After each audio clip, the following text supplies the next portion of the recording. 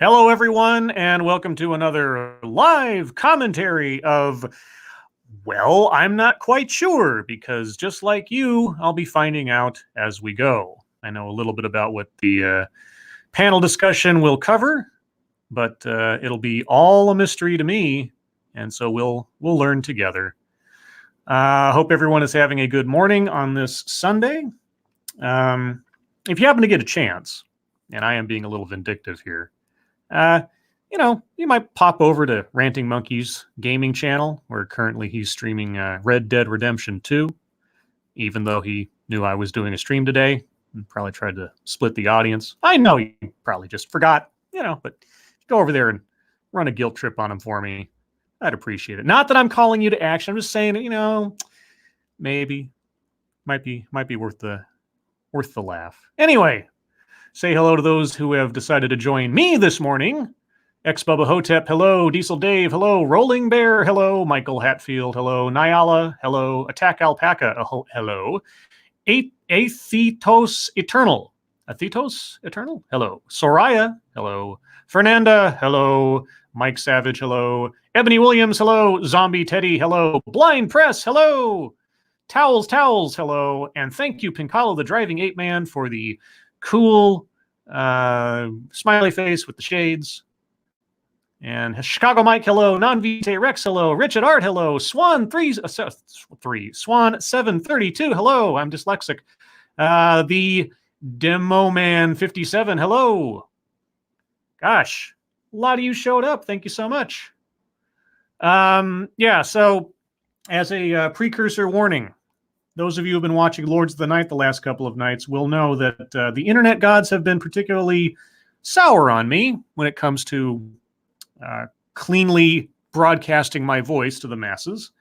So I'll be keeping an eye on the chat. If I start fading out, if I start roboting ridiculously or something, please let me know. I have no control over it. And if it happens too soon into the broadcast, I'll probably just scrap this and try another time. But fingers crossed, everything will go well. Hello, Roger Reynolds, the original Shroom, hello. All you need, hello. Monkey says hello, says all you need. That's nice. That's nice of him to say hello. It's nice. It's friendly. Thank you, Atheos Eternal. Appreciate your generosity. Thank you so much. Raziel, hello. Rico 8181, hello. And Mr. Scott J87, hello. All right. So, as always, I will start the video a few seconds in, and you guys can tell me that you can hear the audio okay. I think I have it all set up this time. There shouldn't be any mess-ups, but then, live TV. So this is a Google-hosted panel discussion about diversity officers in various corporations. Now, there's 4 ladies. I know that at least one of them is Uber's chief diversity officer. As far as the other 3 ladies, I know at least 1 or 2 of them are from Google or are associated with Google. So, as always, I'm curious to know, what does a chief diversity officer do? Or how do they try to improve their methods or whatever? I guess we'll find out together. So, as always, I'm going to let the intro play for a second. You guys verify to me that you can hear it. Here we go.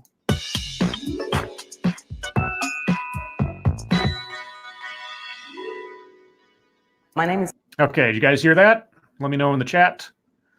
So yes, it is a Google Cloud presentation. Coming through clearly, says Blind Press. Good. I upped the audio a bit on the video to make sure it would come in clear. So, that being said, let's see where we're going. Una King.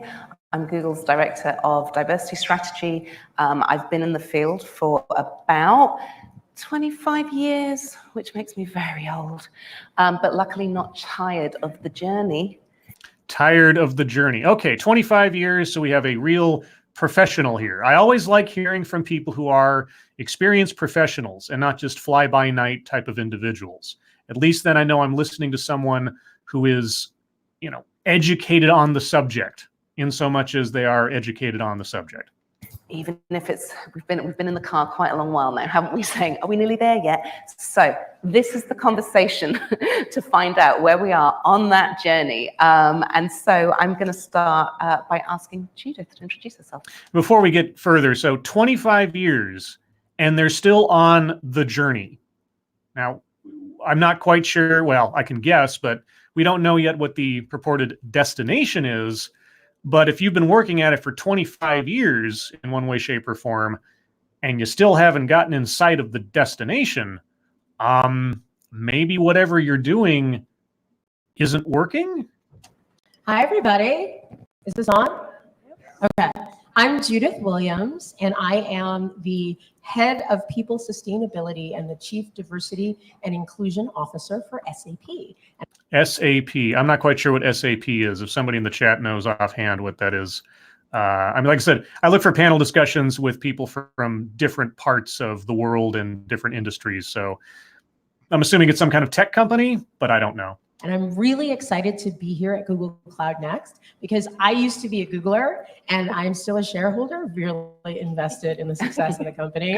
Okay, so Una King, Director of Diversity Strategy, Google. Okay. Judith Michelle Williams, Chief Diversity and Inclusion Officer, SAP. Bo Young Lee, Chief Diversity Officer, Uber. And Melanie Parker, Global Director of Diversity, Equity, and Inclusion at Google. Global Director of... Okay, so Una King is Director of the Strategy, and Melanie Parker is the Director of the whole shebang. Interesting. And so super excited that I was invited to be on this panel, and also really excited to share where we are now and hopefully where we're going to go. Thank you. Bo. Hi there. I am Bo Young Lee, and I am the Chief Diversity and Inclusion Officer for Uber Technologies. And I'm also really excited to be here. And I love the fact that I'm sitting on a stage with people who've been in this field for as long as we have. So I've been in this field for almost 20 years.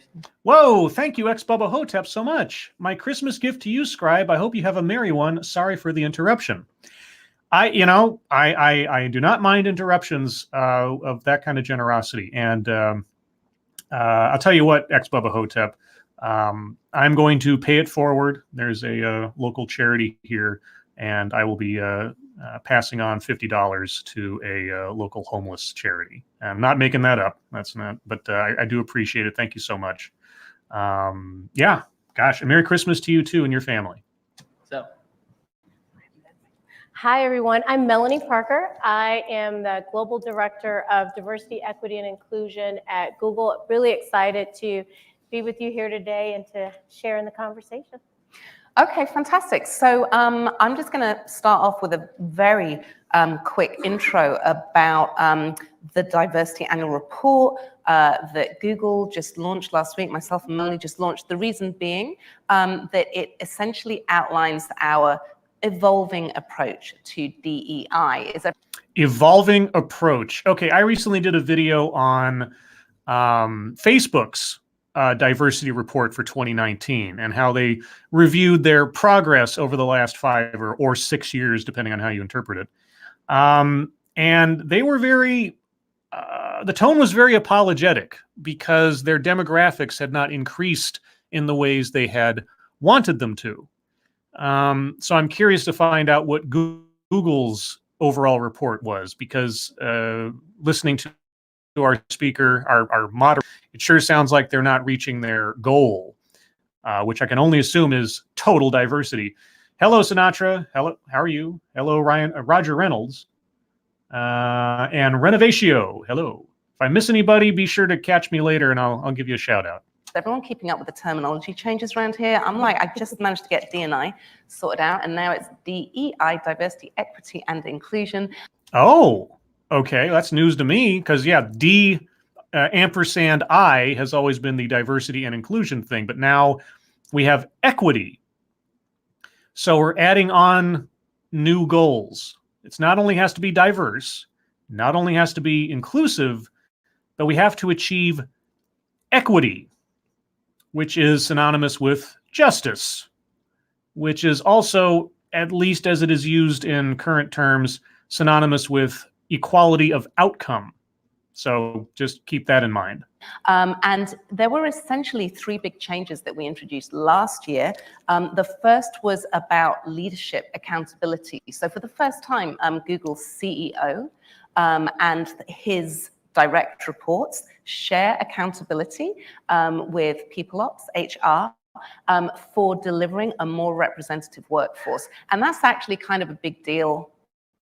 You know, I've been, like I say, working in this field a long time, and often one of the key points is to genuinely get leadership buy-in and accountability. Then the second area was around... Oh, wait a sec. Accountability. So if you guys don't reach your target numbers or quota goals, I guess, I don't know how else to interpret it, what happens to the CEO? How is he or she, I mean, if it's just part of the company, whoever sits in the chair, how are they held accountable?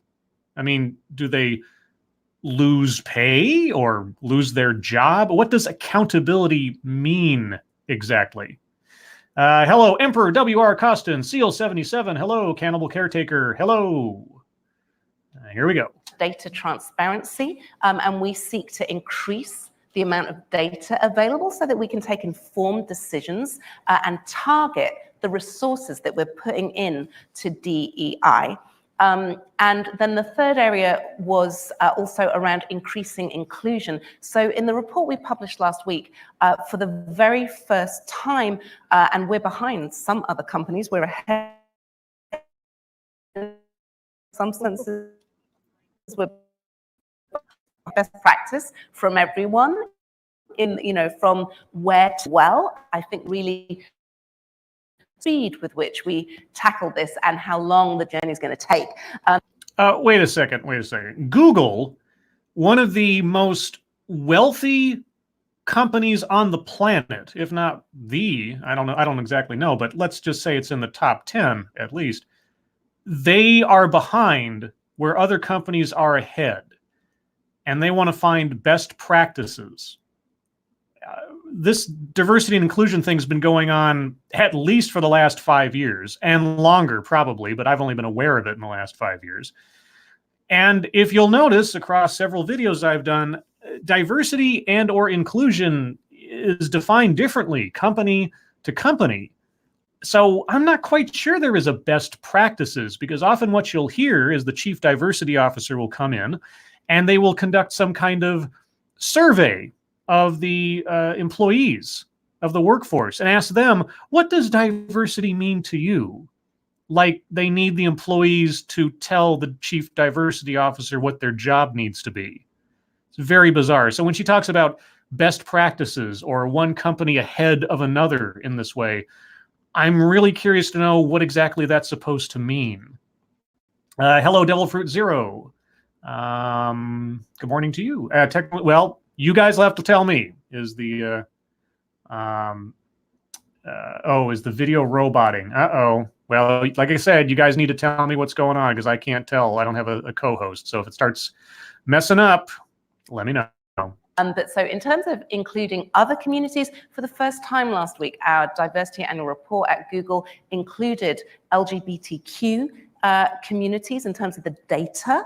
And it also included people with disabilities in terms of the data. I wonder how they went about polling their employees about what they like to do in the bedroom.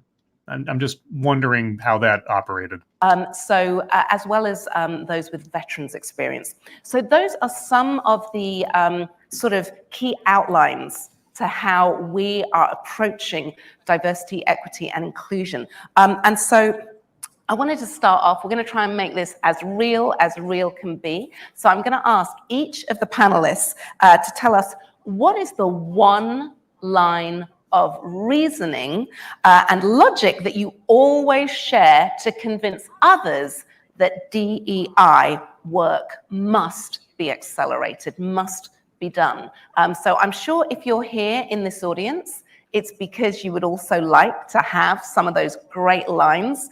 I'm going to assume that you're the wonderful people that understand how important this agenda is.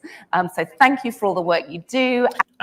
So you're going to teach us, or I should say you're going to poll your guests for the best justifications they can give to continue being employed in their position. It continues to boggle me that if diversity and inclusion is so central and so important to the success of companies across the world and across industries, that people still need to try, or say they need to try, to justify their own existences in the positions at this late date. I'm not quite sure why that is. Is it because you never actually meet your goals, or you can never prove that it actually is valuable? I'm not sure.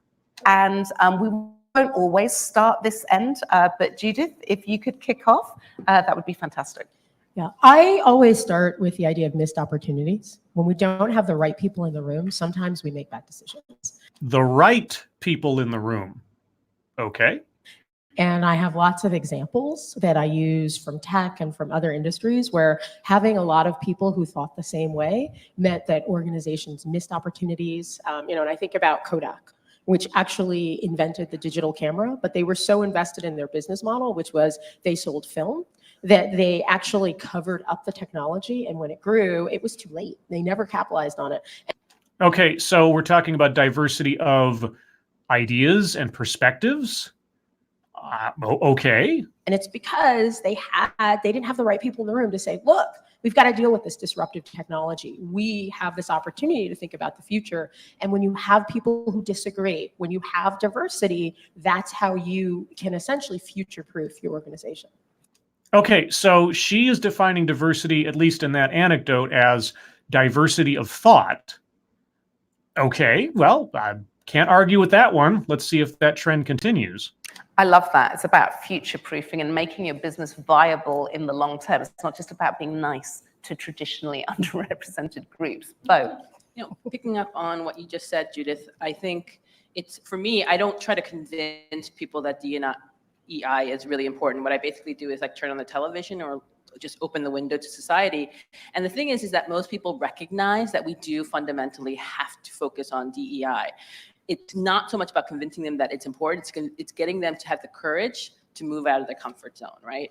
Right. Okay. So anybody who is skeptical about the efficacy of DEI, no longer D and I, is not courageous or lacks bravery, and they need to get out of their comfort zone. The comfort zone that you're telling them that they're in if they don't agree with your initiative.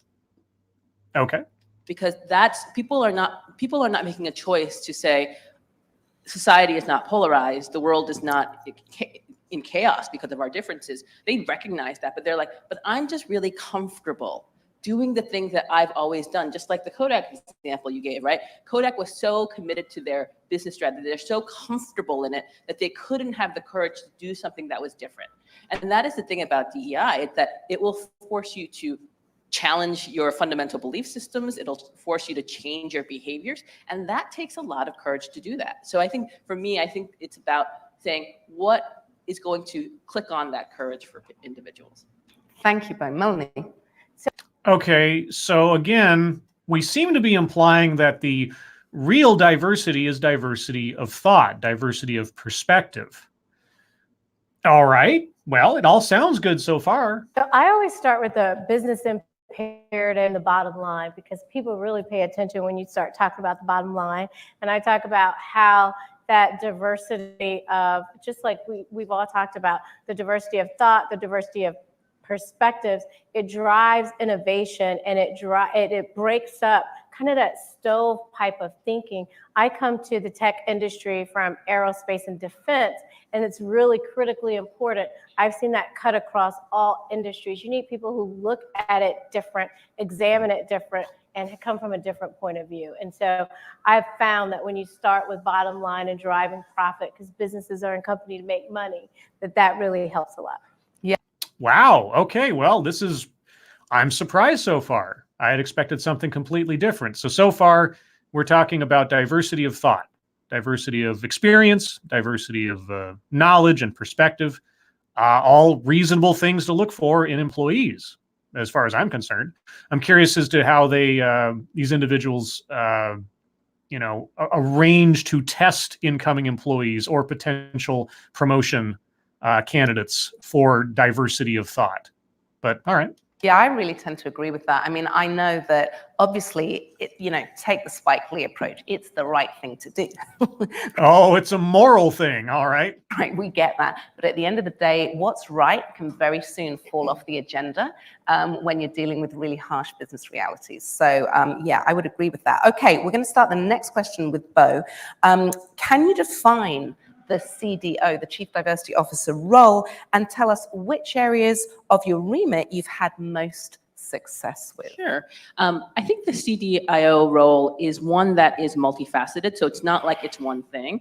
I've said for the various different constituencies in an organization, you're serving very different roles. For the senior leadership, you are an advisor, you're a facilitator. Sometimes you're sort of like an encouragement coach going, yeah, you can do it. Yeah, you can do it. Speak up, speak up. Sometimes you are a strategist as well as them. For individual contributors in the company, you're really somebody who is an empathetic ear and a voice, and somebody who is a trusted source where they can come and say, here's my reality in this organization. It's not aligning to the stated values we have. Please help me fix this. And so you have to be able to wear that hat as a listener, as a healer in a way. And then for managers, you really truly are an empathetic coach. Wait a second. Okay, so diversity,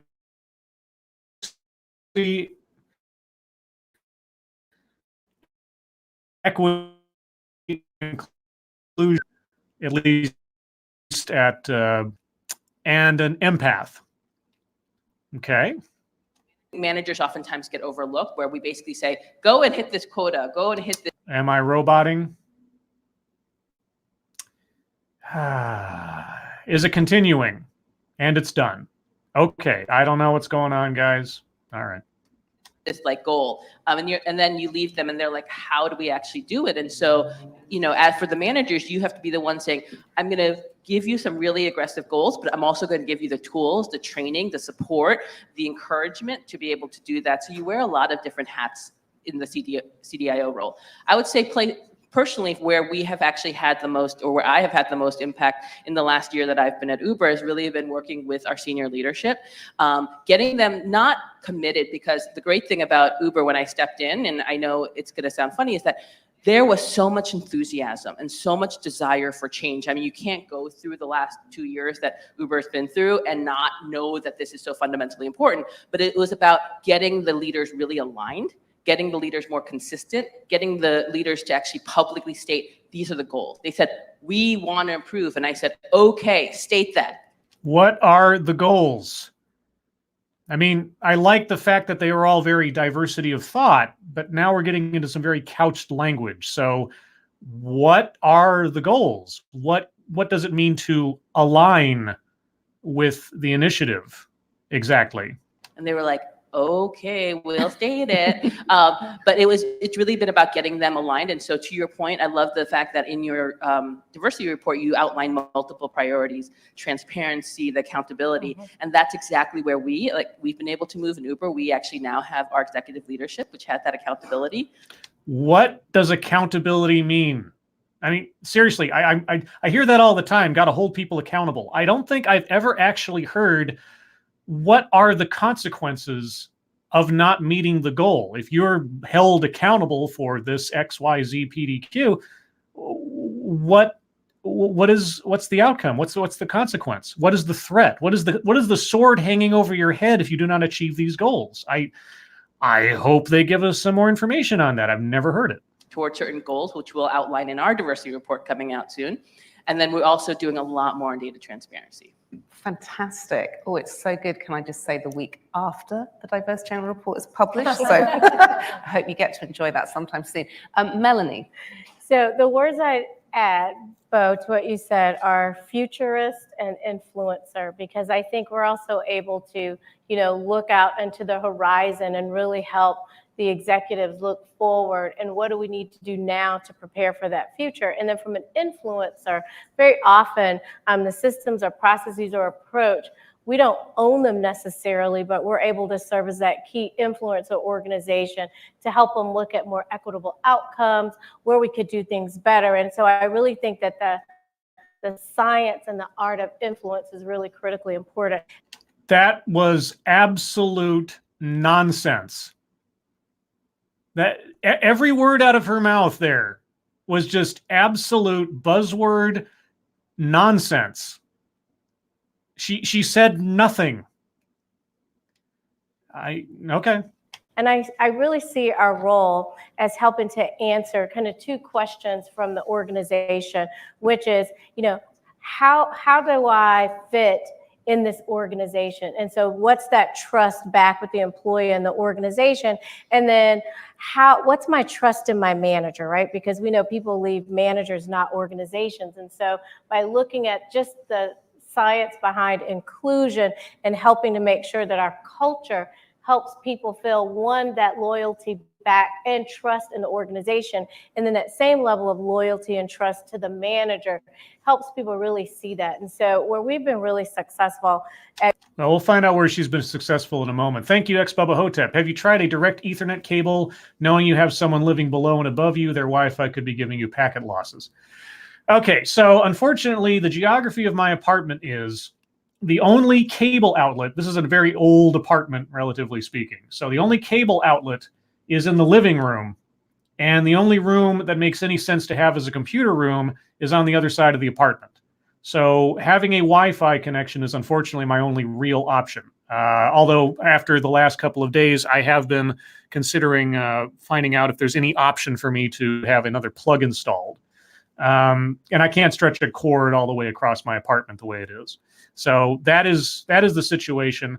But the thing is that my modem works fine. I can stream. I can hear everybody fine when I'm on the streams. I can navigate, browse web pages, the whole 9 yards. I have no other problems except when I'm streaming. Only when I start streaming does things start to go wacky. So I don't know. Mystery for another day, I guess, but I'm looking at it. At Google is really changing the narrative and putting focus around representation in hiring and progression and retention, and then looking towards a more inclusive culture. And so really using data and the data transparency that you talked about to drive improvements in our representation for underrepresented groups, as well as progression. And so how are people really promoting? And that could be lateral movement. What are the development assignments that people take as they move side to side in order to be more competitive? What are you talking about? Are you talking about business? Or are you talking about line dancing? For upward mobility, and then what's that upward mobility path look like? And does it match the representation of that workforce in the company? And representation. Representation? I thought we were talking about diversity of thought. then when we look at who's leaving the company, like who's in, who's out, are we really taking a systematic approach to how we're looking at who's attriting and who's not, and what do we need to do, and are those at parity? And then making sure that the culture supports people really bringing their best selves, across. Oh my God, she is just going through every single buzz phrase that I have looked at over the course of my entire YouTube career. Bring your best self to work, or your whole self to work, right? Representation. Oh my gosh, let's see, what hasn't she covered yet? Oh God, I don't know. Intersectional. Maybe she talks about intersectionality in some fashion, or employee resource groups. So we're going to talk about ERGs. I don't know.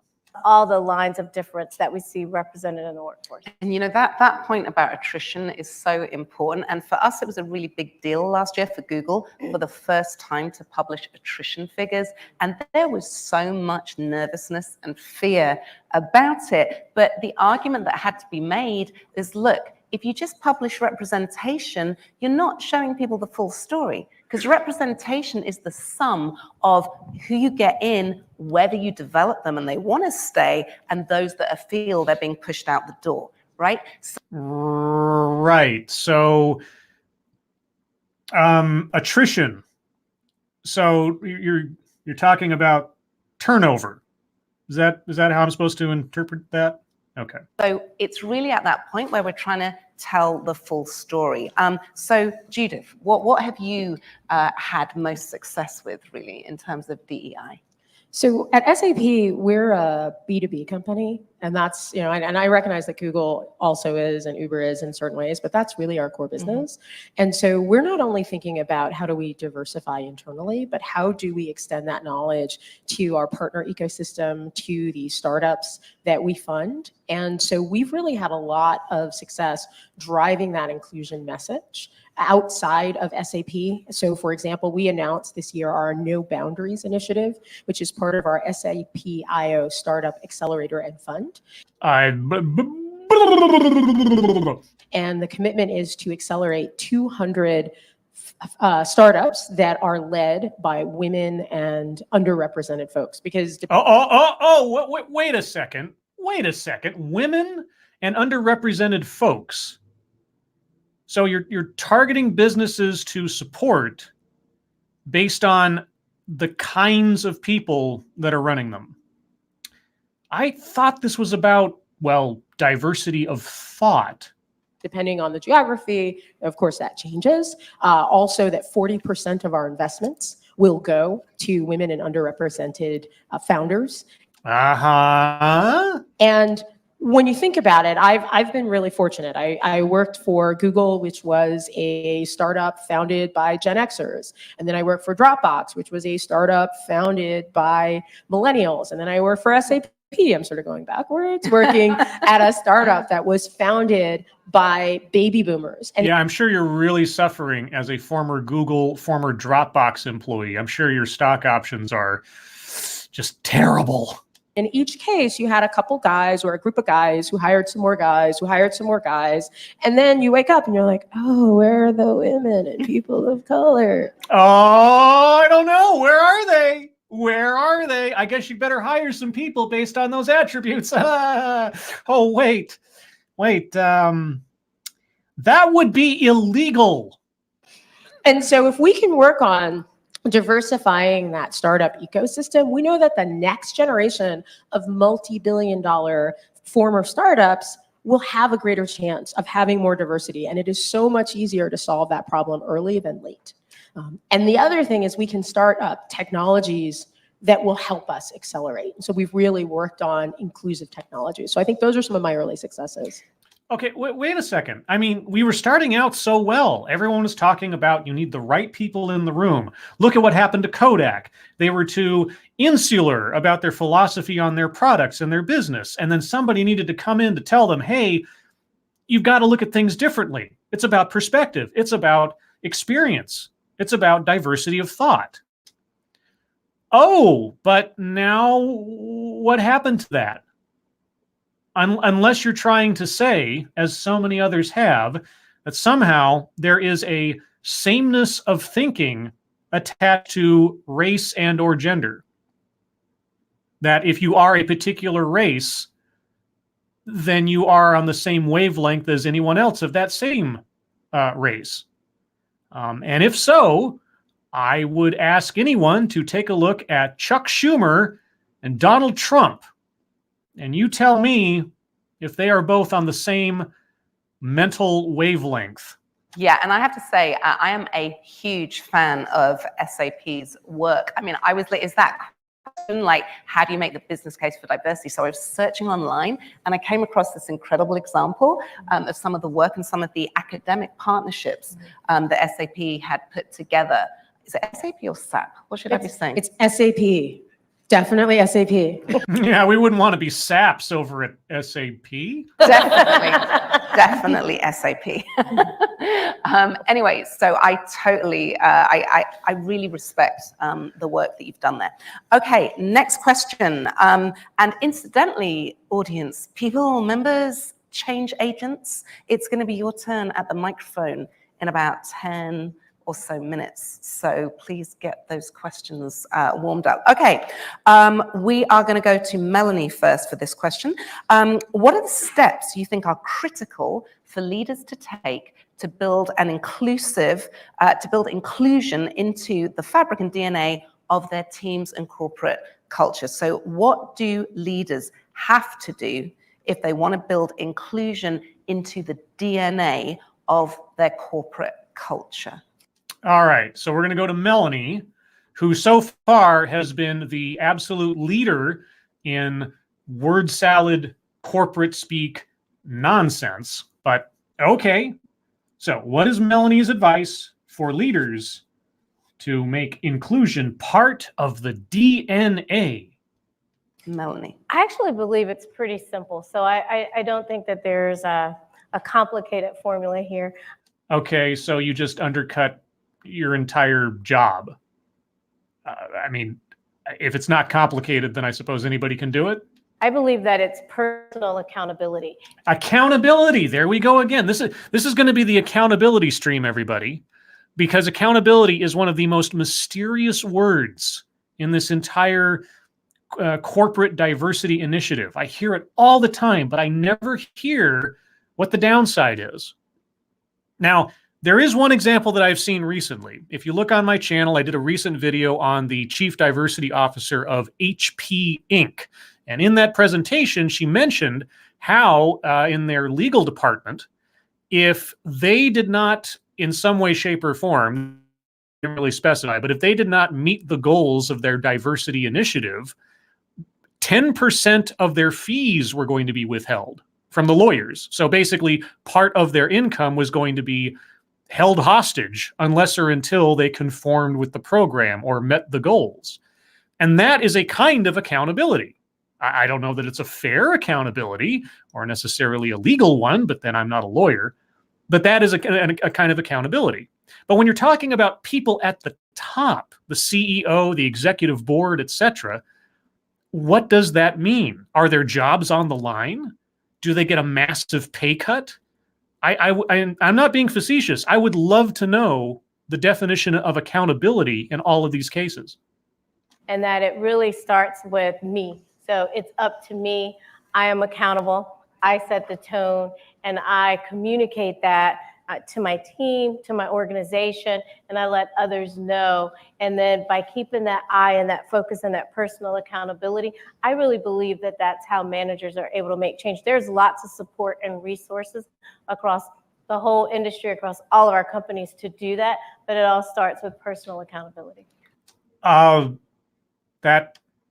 That said nothing. I mean, again, you have to describe, what do you mean by personal accountability? Like, if I get up tomorrow, which I will, to go to work, and I say, I am personally accountable for going to work and doing my job. All right. I mean, I guess I make that my mission after a fashion. And of course, if I don't go to work and I don't do my job, well, I lose my job and I don't get paid. So I have that sword hanging over my head. If I don't do a thing, something bad is going to happen. Personal accountability to do your job. I mean, this lady's job is diversity, equity, and inclusion. She's holding herself personally accountable to do her job. Doesn't the job and her employment agreement hold her accountable?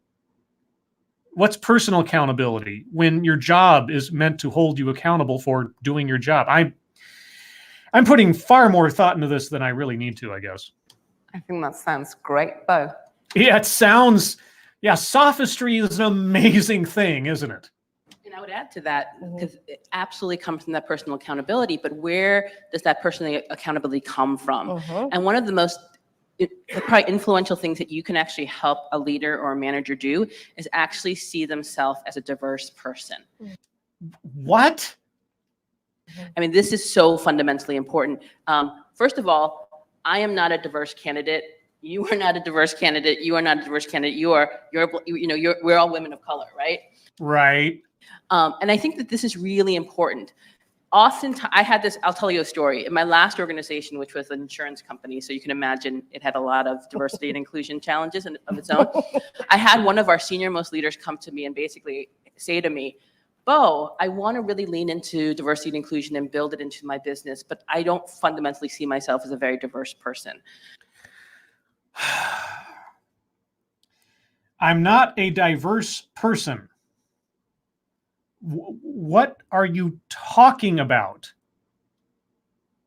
I honestly, no, I'm serious. What are you talking about? A diverse person? Define diverse? Define it. I mean, really, every time I see one of these things, and it's not just from video to video, it's individual. What do you quality of being diverse? How do you know when someone has it or does not have it? And does that somehow fundamentally tell you something about the value of that person, whether they are diverse or not diverse? Because I don't know. Is it just me, or does that start getting really down to the isms in thinking about people and assessing people? And I looked at him, and I'm a little cheeky, and I was at the time very pregnant as well. So I said to him, I'm like, get out of town. You're also a pregnant 41-year-old first-generation Korean-American lady? Wow, and those are all attributes that have absolutely nothing to do with the kind of person that you are, the kind of worker that you are, your perspective, your experience, nothing. Absolutely nothing. Absolutely nothing. But if that is your definition of diverse, then I can see how you value people. He just kind of looked at me like I was crazy for a minute. And then suddenly it sparked. He's like, oh, I am as weird and diverse to you as you are weird and diverse to me. Okay. And I was like, yeah, because you, as a 50-something-year-old white guy who was born in South Africa, but then lived all over the world, you do things in a way that for me is fundamentally mind-boggling. Now you are in a power of position, so you think what you do is just normal, and that I'm a deviation from you. Okay. But I'm like, let me just tell you, you are some really interesting deviation from my normal. And he got it. Suddenly he's like, oh, I am a diverse person. I could potentially be a diverse candidate if you were to start a company. I'm like, precisely. I don't know about that. I don't know about that. Given what I have heard across the board from diversity and inclusion officers again and again and again, from CEOs and employees and everything else, I don't know about that. And when they start to lean in to see themselves as not normative, but rather that they are a deviation from everybody else's normative, then they have the sudden personal accountability to say, I have to explain myself as much as you have to explain yourself. No. Okay, we all learn in preschool or something. Everybody's different. There is no other you exactly like you.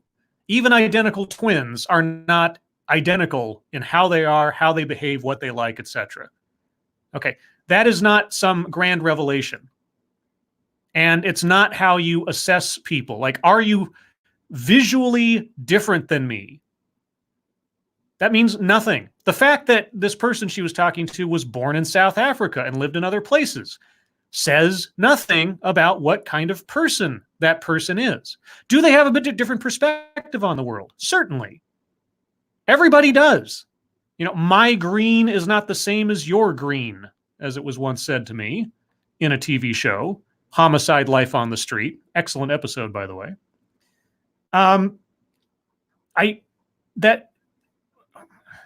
That's not what diverse means in the corporate world. That is not what diverse means, that everybody's different. If that was the only metric by which everybody was dealing with diversity, well, then there would be no need for a diversity and inclusion officer because there'd be nothing to study. Google's numbers on demographic totals would mean nothing. They could look at their entire workforce and say, we are a diverse company because every single person here is different from every other single person. Their experiences, how they grew up, what they like, what they don't like. We're all different. Every company on the planet would thus be diverse. That is not how it works. I'm not happy that that's not how it works. I would love it if that's how it works. If everybody just understood everybody's different, assess people on their personal merits and not all this exterior bullshit. Okay, sorry. I just had to go off there for a second. to me. And that begins that personal commitment. And then everything else from there, because to Melanie, your point, it's really not fundamentally that challenging. When you have the right commitment and the mindset, you'll build it. And then the people who are underrepresented will want to come to your team. You don't have to constantly pull them in. So that's one additional way that I'd say personal accountability builds. Love your story. So if, for example, our speaker here, Bo, if she was running a company, she would thus be required to hire anyone except female Asians by the diversity thing, right? If she hired a single female Asian employee, well, she would be hiring a like-minded, narrow-viewed individual who just agrees with her because they're a female and they're Asian. Is that how I'm supposed to interpret this? That the metrics by which you hire people have to be not what you are? Because I hate to tell you this, if you make a list of your personal attributes, that I'm male and white and I'm, X number of years old and I have brown hair and da-da-da-da-da. If I set all those out and say, I am not allowed to hire anybody who has too many of these qualities, that by the outside, by the aesthetic, could be considered to be me hiring someone just because they look like me. I hate to tell you this, but if you start filtering your employees or your promotional targets on the basis of race, gender, orientation, religion, you are breaking the law. Yep, it's over to. And I echo that. I always I call people out and I'll say, I just want to help you with your language. What? Language? Oh, that was a jump. Okay, help me with my language. Which is that no individual can be diverse, only groups are diverse, right? But what? Wait, what? It's built into the language. So that's why I use underrepresented. And I also think, building on the accountability, I think we also have to give, especially junior managers, we have to give them permission. But wait. Individuals are not diverse. Groups are diverse? What? I mean, and when you say underrepresented, you're talking about demographics, not groups. Demographics. Demographics are diverse. If you're in a group, you all have some kind of unifying element. And that doesn't make you as diverse as a demographic. And individuals are not diverse. Groups are diverse. That is almost the opposite of what the last lady said. So when you said you echo that, okay, I'm going to have an aneurysm. To make mistakes, because often they don't know how to manage a diverse team. They're really worried that they will make a mistake. They'll say the wrong thing, they'll do the wrong thing. So we have to say, as long as your intent is good, we want to give you the space to risk. There's a perception of risk if I hire someone who is different from me, right? I know as a first line manager, I became successful because I did things in this way. So my assumption is, well, I'll just hire more of me. And that's absolutely the wrong thing to do. Okay, so if I'm leading a quote unquote diverse team where no individual is diverse, but the group as a whole is diverse, okay, I can't be afraid of saying or doing the wrong thing, whatever that means, so long as my intentions are good.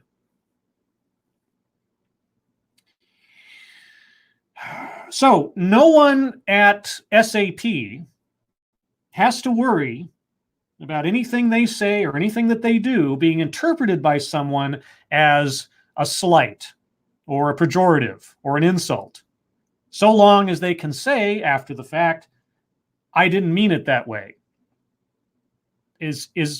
Now, I mean, it would be great. It would be great if people could say that and, benefit of the doubt and in the absence of any other evidence, extend to someone that courtesy. I didn't mean it in a way that was meant to be insulting. And he's like, okay, I accept your apology and move on with your life. But in this day and age, in this culture, I'm not sure that my good intentions is going to override someone's offense. I would love to be mistaken. You should shore up your weaknesses, not double down on your strengths. But that comes out of fear. So we have to create a culture where they understand that you take what some might perceive as a risk on someone that's different. And then you also have to say, lean into the discomfort. When someone disagrees with your idea, when someone challenges you, that can be hard, but lean into that because that's actually helping you get better. Yeah. Well, okay. The sentiment of someone disagreeing with you should not be an immediate off switch.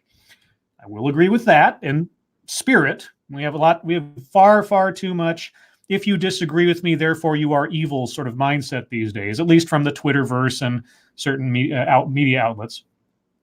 But the taking a risk, if your instincts tell you that this person isn't right for the team or you shouldn't hire this person, you're supposed to second guess yourself as you're being, what, discriminatory? I mean, if you're discriminatory against someone who's not right for the job, that's not necessarily a bad thing, especially if it's your responsibility to be that arbiter. I don't know. I think I'm trying to make too much sense of this. But that is kind of why I do this. And so go on, Mom. I was just going to say, Judith, I really like that. Because often we hear people have to fit into our culture and we're looking for culture fit, when instead we should really be looking at it's additive and culture add, and like, what don't I have and how do I add to my culture? And so when you're interviewing from an additive standpoint, not how do you fit people into that existing mold. So I think that's really powerful. So you should look for people that look like they won't fit into your company because difference is good and challenging the norms is what you're going for. Then do tell me, Google representatives, why was James Damore forced out of the company? I mean, he had ideas, he had opinions, he had theories about things that obviously went against the cultural norm at Google, and yet he was a villain. I'm not quite sure that I believe you when you say these things. Do you actually want people to not conform to your company? And that is an attractive notion? I mean, I suppose it depends on the situation. If somebody comes in with a new idea or a different educational background on something, there's a great movie, even though it does have Kevin Spacey in it, called Margin Call. And one of the characters in there who works for this, financial company, this sort of like stocks and trading company or whatever, his personal background was that he's from a rocket scientist background, literally a rocket scientist. And when the guy asks him, like, why did you come here? And he's just like, well, it's all about just like rocket science, it's just about moving numbers around. It just depends on, it's just a change in what your outcome is looking for. And that can bring about a different kind of thing. Like, I never would have thought of rocket scientist in finance. Sure. That kind of difference, that kind of, your experience doesn't quite match up with what we're looking for. And yet the skills that you possess still go along. So maybe you'll bring something different while still having the skills that are commensurate to the position. Okay, sure. But if I'm a hiring manager, I'm supposed to take my uncertainty or my nervousness or my fear about a potential employee or promotional target as a good thing? I don't know that sort of counterintuitive thinking is necessarily productive. But what do I know? Yeah, and I think the point you raised also, Judith, about risk. People always seem to view minority groups as a risk. Oh, is that it? People always seemed, okay, I thank you for that clarification. That's what we're talking about when we're talking about risk. Okay. As opposed to an opportunity and an advantage. I remember opportunity and advantage based on their race. They are more valuable. They are an advantage. They are an opportunity because of their race. Okay? Chief Diversity Officer for UK broadcaster Channel 4. And we had a young black man come in, pitch some ideas to the commissioners, and they were like, they were like, okay, I've got to be fair. This was 2004, so it's a while ago, but still, they literally said, oh, we've already got one. You know how it is. It's like, oh, we've got the one. Whether it's the woman on the board or, you know, they were like, no, we've already got one. Anyway, that young black man was Idris Elba, and I tell you who's laughing now, right? So well, if that's a true story, then yeah, they were racist, if that is true, at least by implication. Now, tell me, would you say the same thing about a white person or a white male coming into your company if your quotas no longer required any more white males? Can you say with any kind of credibility that that kind of mentality is not the same one you are promoting? I mean, that group at Channel 4 tossing aside Idris Elba on the basis of, as you imply, his race.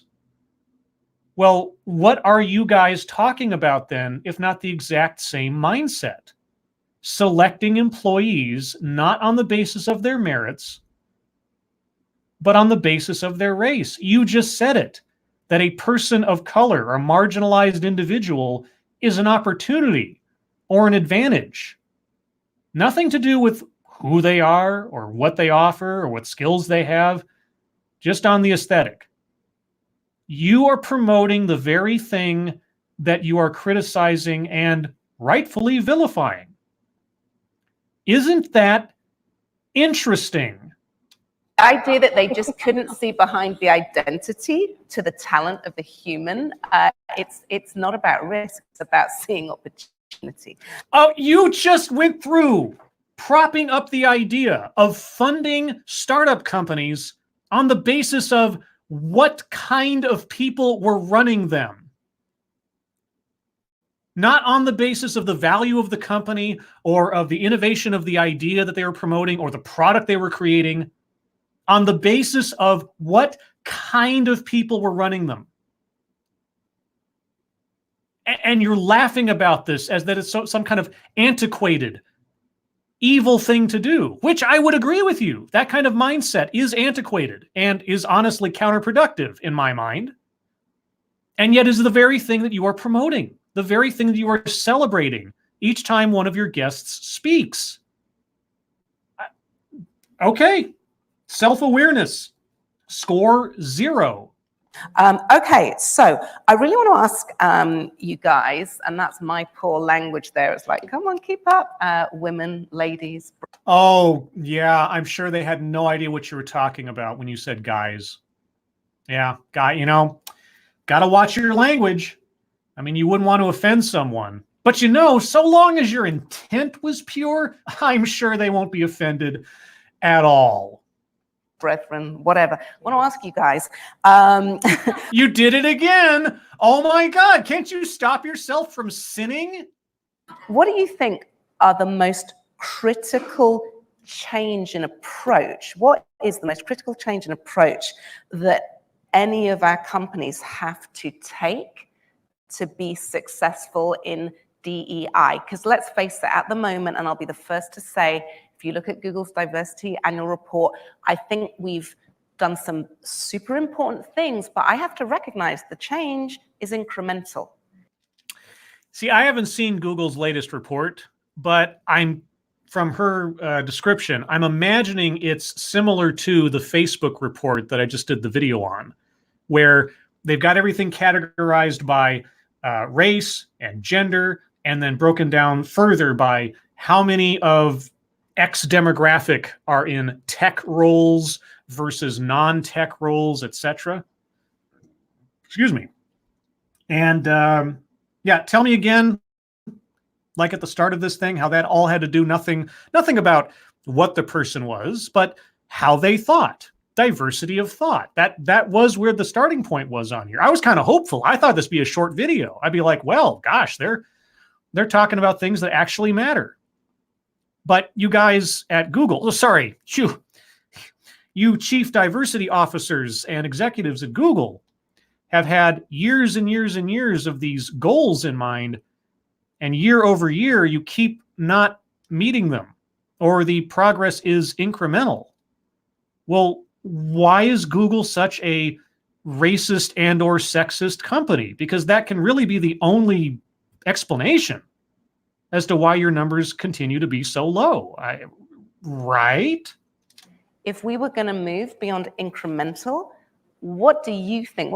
What do we have to do in terms of changing our approach? And I'm glad you moved to put your mic there, because it is your turn to go Okay. next. Oh, no, wait.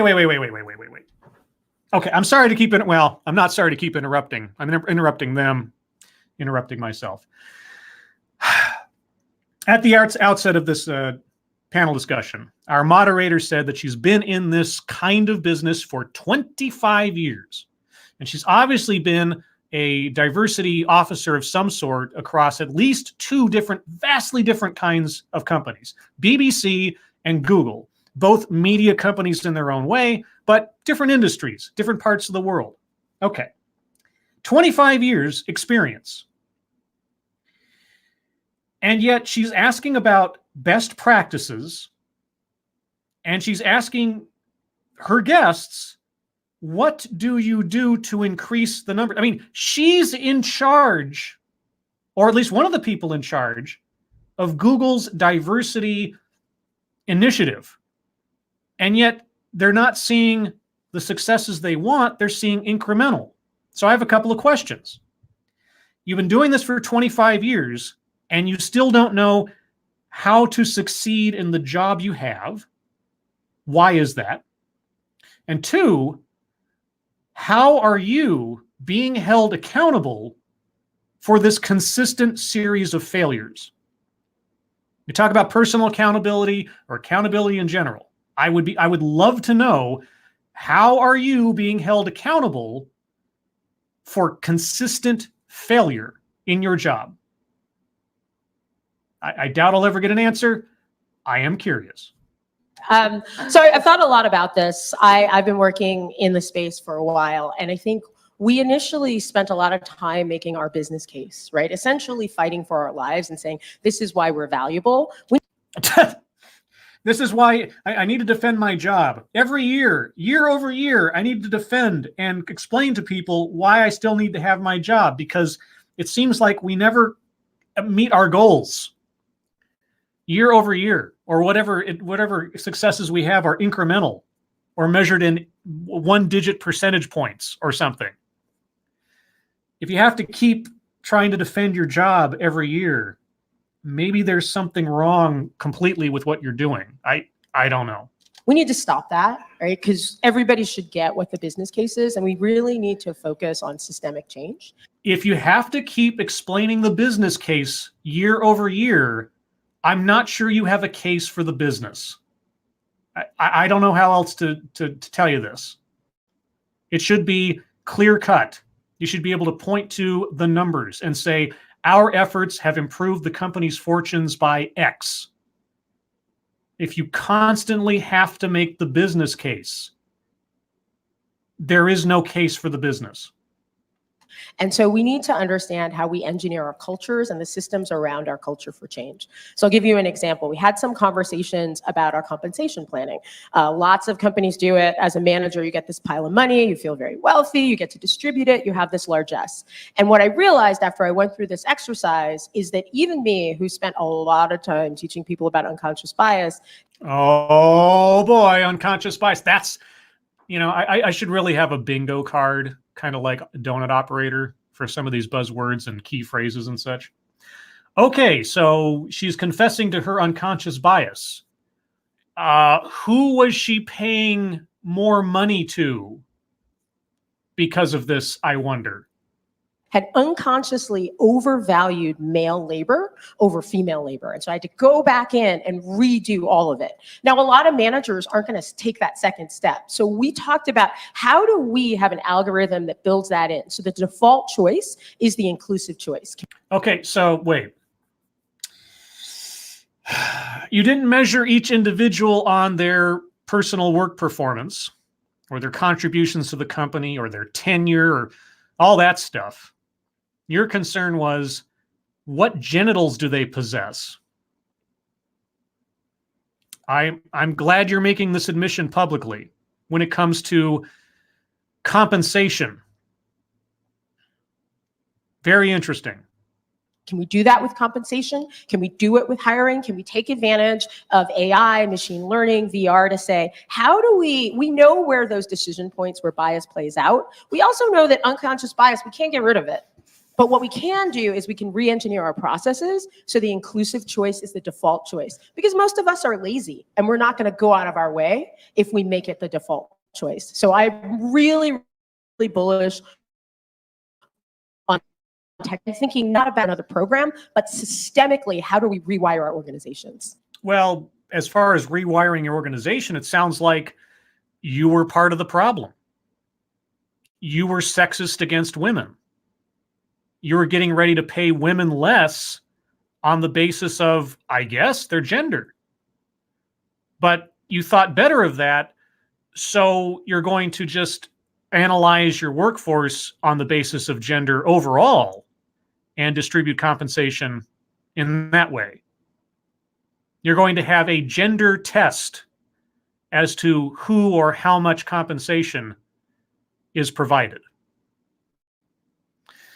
This is something that I brought up a long time ago in one of my older videos. They had a diagram of an actual pipeline, leadership pipeline, and it showed this gradually winnowing graph of cylinders. And it gets smaller and smaller as you go as to how many women are involved in leadership. Like at the base of it, there are a lot of women, and the further you go up the chain in a corporation, the smaller the percentage comes. And looking at that pipeline, I thought to myself, I imagine an actual sort of metaphorical pipeline.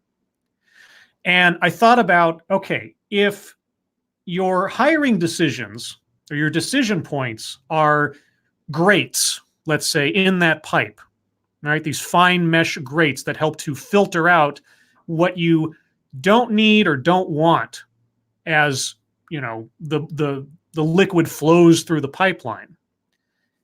At what point along the pipeline, at the beginning of the hiring process, at the end of the hiring process, at what point is it a bad thing to put in a filter on the basis of race or gender or orientation or something else like that? At what point does it become a problem?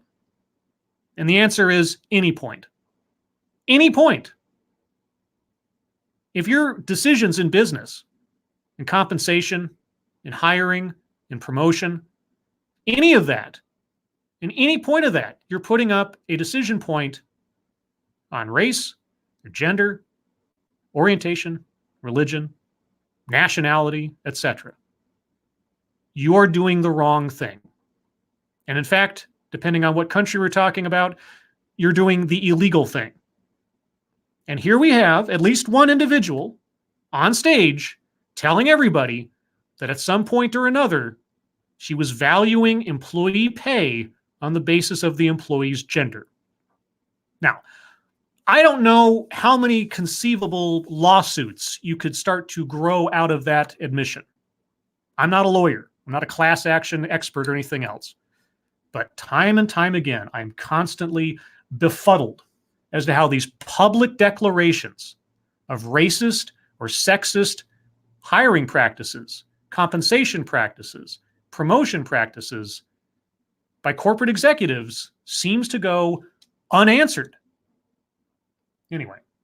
Oh, I get to see. I'm the sort of strange executive that gets very excited by use of the term systemic. That's very exciting.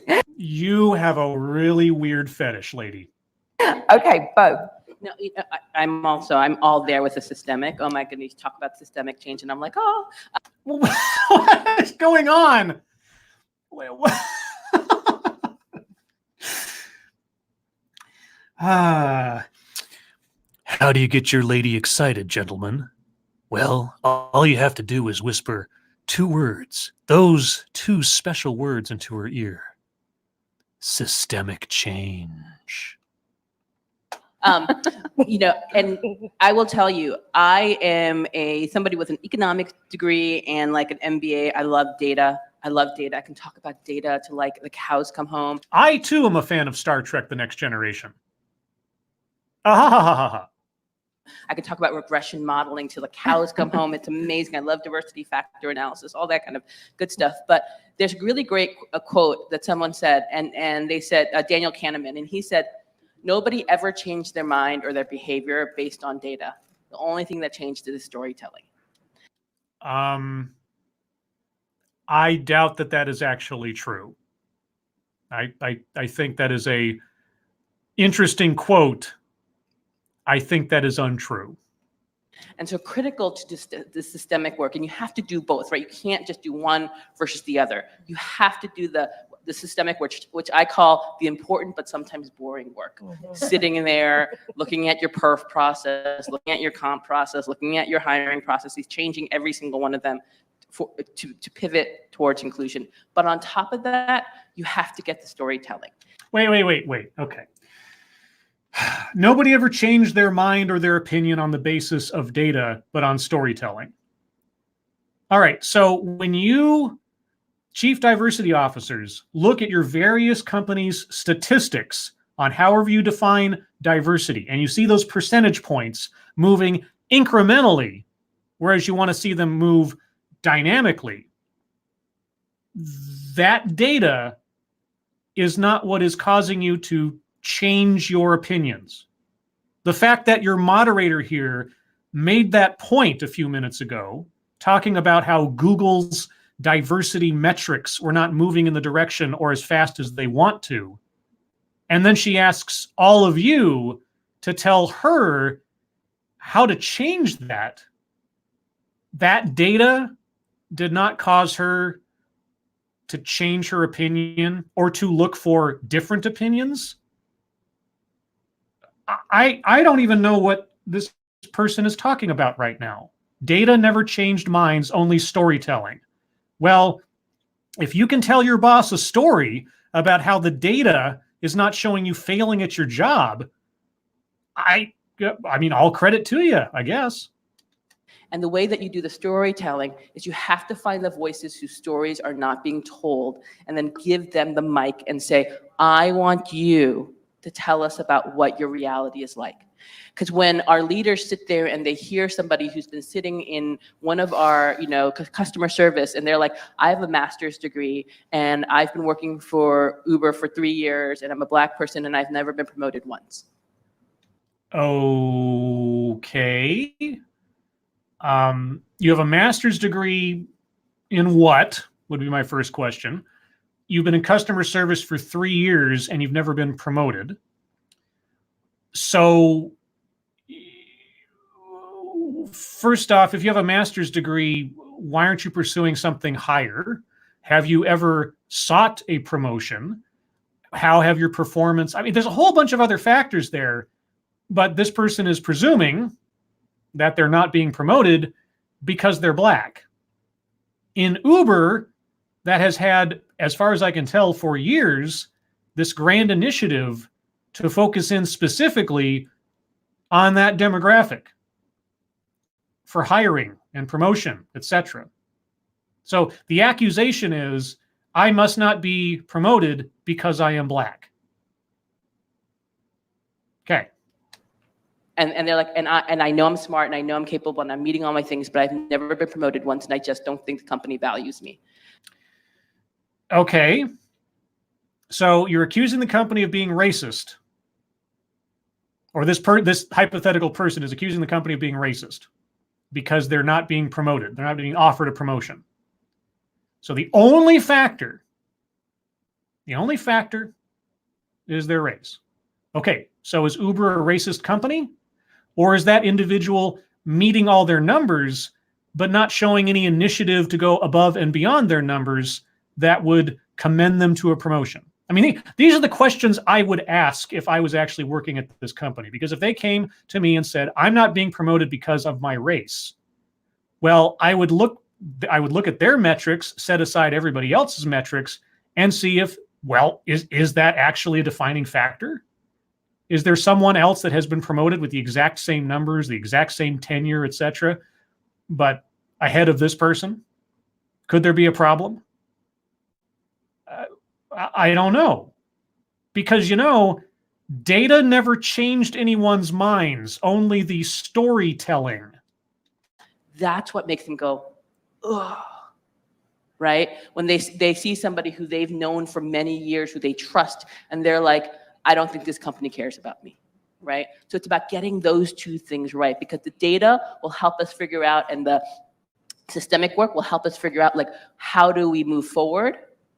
But the storytelling will change people's behavior. It will change their heart as well as their mind. And so storytelling, or accusation, I should say, of racial discrimination will supersede data in getting things moving?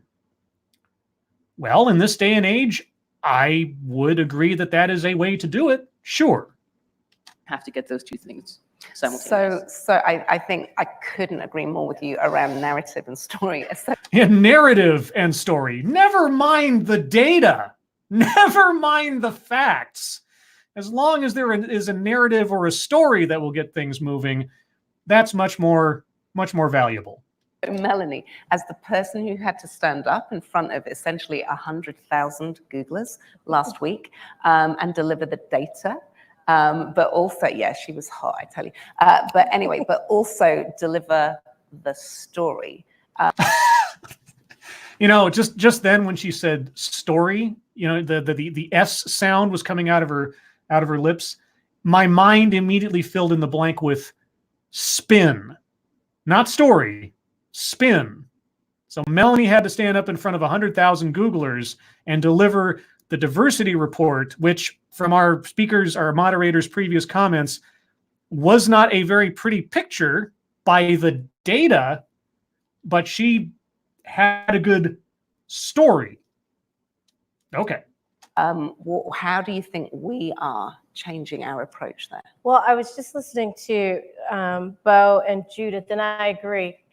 We have to get to the underpinnings right, and that's the systemic work. And then to be responsible stewards, data tells a story. We have to make sure that we're telling the right story. And so data tells a story, but we have to make sure we're telling the right story. Okay, in my mind, I am now replacing every utterance of the word story with spin, just for everyone else's reference. So that's what we're trying to do at Google, is what's the right narrative that gets to the underpinnings of the systemic things that we see, so that we can get to the systemic transformation. And so holistically, we recognize that as we're focusing on representation, and we're bringing people into the organization, that we're getting those from two sources. We're getting those from other companies. See, particularly in the tech industry, people go from company to company to company, and we're just recirculating talent. We're not growing talent, we're recirculating talent. And then we people in from our educational institutions, right? So we get these new college grads. And so we have more opportunity with these new college grads and where we're looking at. And we gave an example. I got to give her credit. She is a professional word salad artist. She said nothing so far. I don't even know that she's gotten close to answering the question.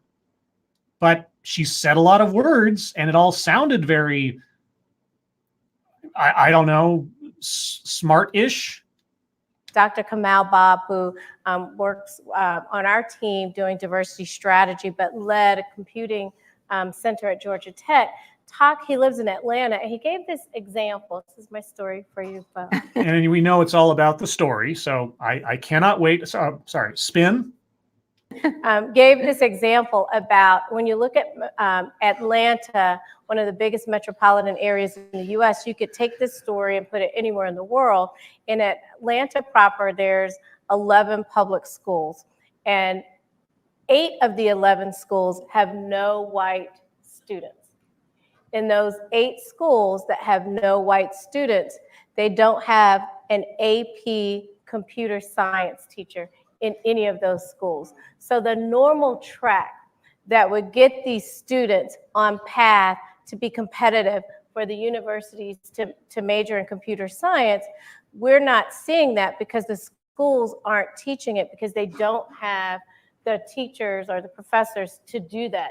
And so when we're looking at these numbers and we're seeing, like, if you look at the first grade class, it's one of the most diverse classes in the United States. If you pick California, look at the first grade class here.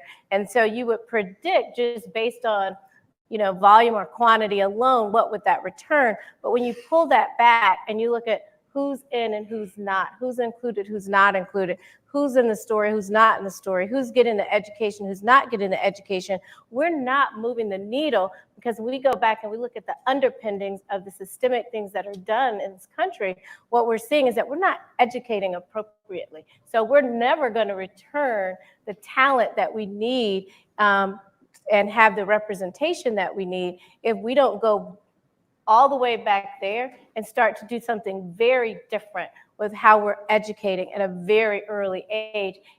Okay, so let's see if I get this. In Atlanta, most of the schools are not white. They're completely populated by black students. And none of these schools have an AP, computer science professor, teacher, whatever.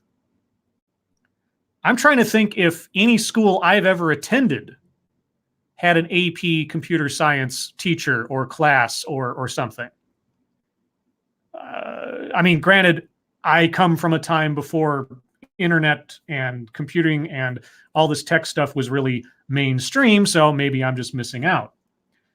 But wouldn't that also require, but then she talks about California where you have a completely diverse first grade, but not everybody is being taught the same. Not everybody's getting the same education. Some people are being favored over others. So the Atlanta school district is undereducating their black students. I noticed she didn't say that the 3 schools that weren't not white had AP computer science teachers, but okay. But even in California where it's diverse, they're not getting the education. And I'm assuming she's talking about girls and marginalized individuals, etc. Okay, so California schools are racist and Atlanta schools are undereducating their students. Is that what I am to understand from this? And what does this have to do with you as a diversity executive for Google? And how does this...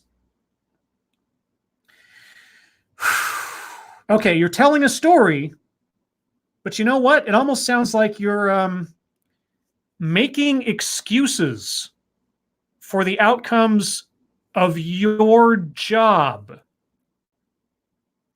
It's not me. It's the system that is preventing me from achieving our goals. That is what I'm taking from this. So, okay.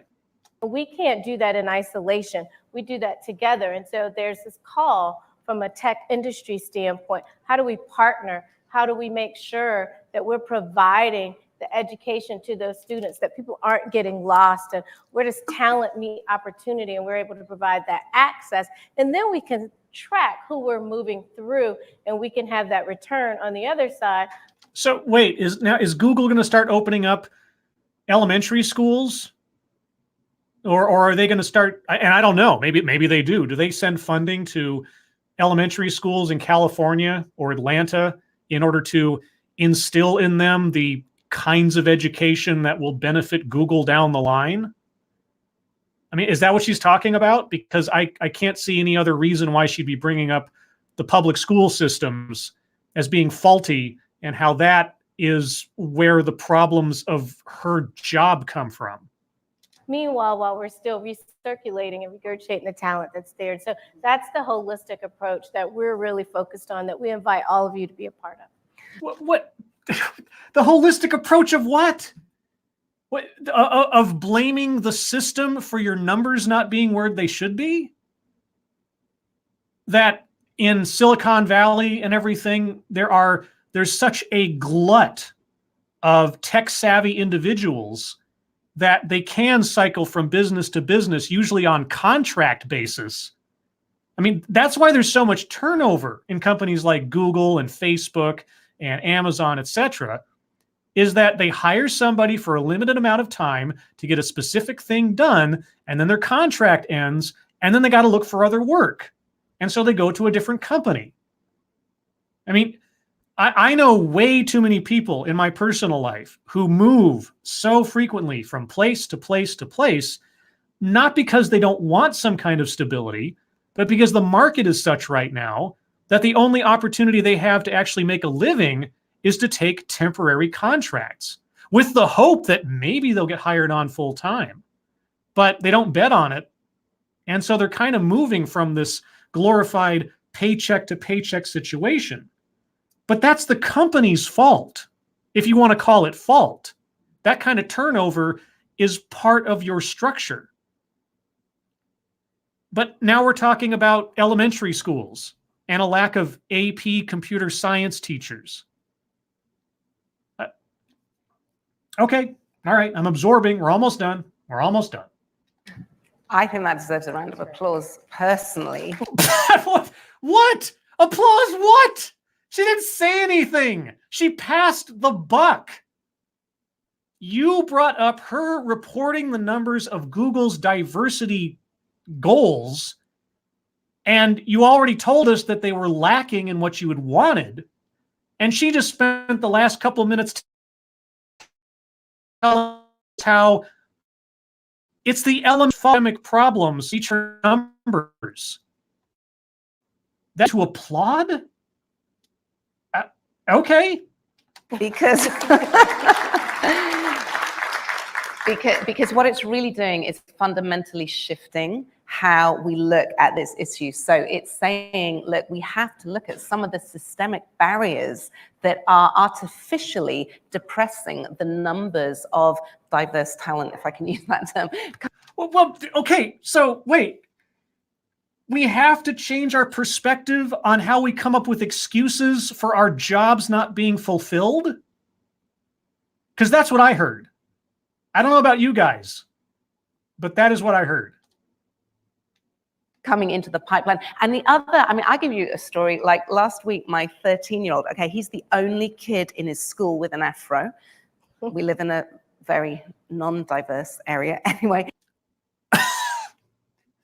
Non-diverse area, but I thought everyone was diverse. Because you totally agreed with the previous lady talking about how individuals are diverse. So what does that mean? Oh, person who's supposed to be ensuring diversity and stuff.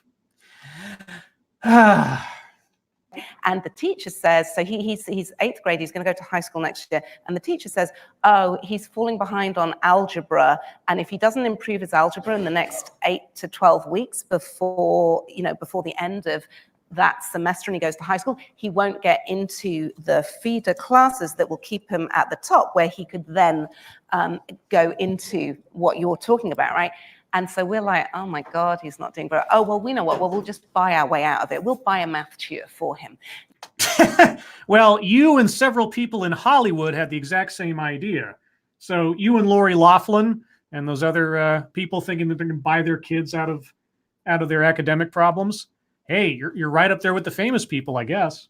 Now, what about all the kids who don't have parents who can invest like that, just spend the money on the kids to give them essentially an unfair advantage. And so that's why I think, race is so important to me. Of course it is, as a woman of color. It's hugely important. It has literally colored my world. I was the second woman of color elected to the UK Parliament. It was all about race, right? Okay. But I tell you, if you do not take socioeconomic status into account, you will never deal with one of the most fundamental arbiters of privilege and opportunity. So I hope the tech industry is really going to develop the points that we've all made here and that Melanie just articulated, and come together to say, hey, we got to do better than this. It's simply not fair if we don't. And hey, we're not getting the best talent for the industry if we don't.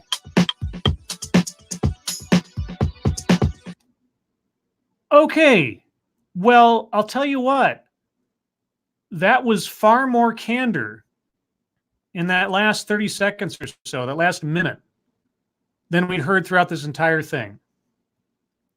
Our moderator just told us about her, not unconscious, her conscious bias. It's all about race.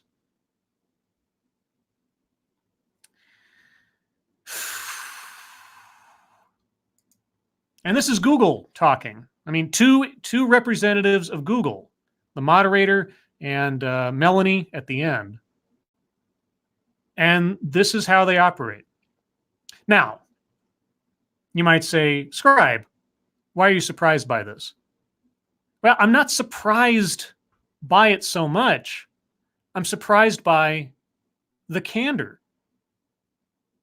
When I was first doing these videos, or videos in general, and I do a video on diversity and inclusion, panel discussions, or just individual executives talking. And you can go back through my diversity playlist and look at this stuff. Oftentimes, I would comment on the couched language, the code words. They'd use things like different backgrounds, different perspectives, rather than saying gender and race, or gender, race, and orientation. Because that's what I figured they'd mean, right? That's what I figured they were trying to say, but they couldn't really say because that is kind of taboo to say it out loud. They'd eventually have to mention it, or sort of mention it as a afterthought. But they rarely ever come out and just say it, because that conjures up all sorts of other questions. But the thing that I am constantly, and maybe I shouldn't be, but I'm being more consistently surprised by, is the comfort with which executives at these companies have in just stating it plainly. We are focused on race. We are focused on gender. We are focused on orientation or ethnicity or whatever. Because it just is so counterintuitive to me. Not only by law, which I bring up constantly, which amazes me that the lawyers for these companies, at the very least, are not approaching these executives before these presentations and telling them, you really need to be careful with what you are telling people are the factors with which you do your job, or the factors with which you assess candidates for promotion, or for funding, or for compensation. This is the first time I'd heard, I think it's one of the first times I've heard an executive from a company say that they, at some point, were valuing compensation decisions on the basis of gender. I mean, it's rare that I hear something that specific. Like, I had a pile of money and I had to distribute it, and I found myself valuing men over women, so I had to reassess that. Well, was that the first time you ever had to do compensation? You weren't valuing people on their individual merits. You were assessing them first and foremost on their gender when you're making a compensation decision? That is amazing to me. It's in my mind, it's almost like catching someone on film confessing to a crime that they didn't mean to say, right? Or those mystery shows where somebody says something offhandedly that they couldn't possibly know unless they were the criminal. and then the detective catches them in that moment or something. But no, they're on a public stage discussing with their peers how they approach their jobs, what struggles they have, and then tell us all the excuses for which they've come up with to explain how they're not getting the numbers they want. Right? Google doesn't have the numbers they want because the elementary schools aren't teaching kids about computers. And even if they are teaching kids about computers, they're only teaching certain kids about computers and leaving out other kids from computers because of what they look like. So that's why we don't have the numbers we need. Absolutely boggling. But I think I've covered that as we've gone through the video. So I'm going to move towards wrapping this up. But beforehand, I want to say hello to people I haven't yet said hello to, who have come to join me in this odyssey of discovery and education. So I'm going to scroll up a bit. If I have not said hello to you yet, please put a message in the chat. If you've been lurking the whole time and want to get a hello, I'd love to say hello to you. So we'll start here. Gunfox61, hello. Per de Bear, hello. Tim Berry, hello. Maniac Man 2030, hello. Cephtus Wolf, hello. Ercole De Stefano, or Cole De Stefano, hello. Attila Paxur, hello. Who else do I see here? Keeverdom, hello. Jeff Vader, hello. Lurking Gopher, hello. Geodes, hello. Functional, hello. Cephtus Wolf, hello. Sad Boy, hello.